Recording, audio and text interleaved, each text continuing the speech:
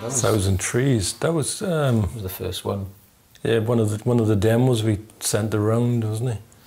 For trying to get a record deal, and we'd you know, like have numerous letters back saying, you know, like, yeah, we love your stuff, but it's not what we're looking for out of this moment in time. And we were like, you lying bastards, and they just tell us the truth.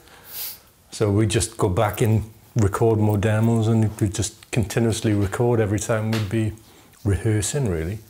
You know, like, and we'd slip them in as well in our own pub gigs, and you know, like people would think that somebody else wrote some of them, and we'd slip in other songs unknown bands have written them. It was the first track that Steve Lamacq played, wasn't it? Steve Lamacq played on the evening session as a white label.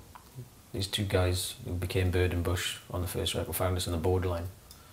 They asked us, do you want to cut 2 songs? We cut that song. Standing at the bus stop with my shopping in my hands when I'm overhearing elder ladies. I was in animation college, and I had this phrase, it only takes one tree. I can never say it only takes one tree to make 1,000 matches, and one match has been 1,000 trees. And I made this little, I had to do a flip book in animation college, and I used this thing, and I just had a tree burning into a match or whatever, and vice versa, whatever it was.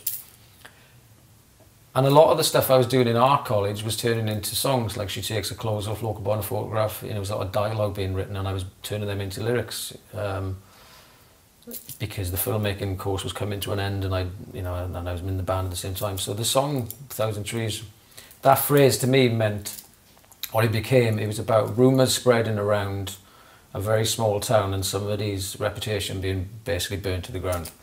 And he was a football coach who did some untoward stuff to younger kids, and he had his name celebrated in like wrought iron outside the football pitch.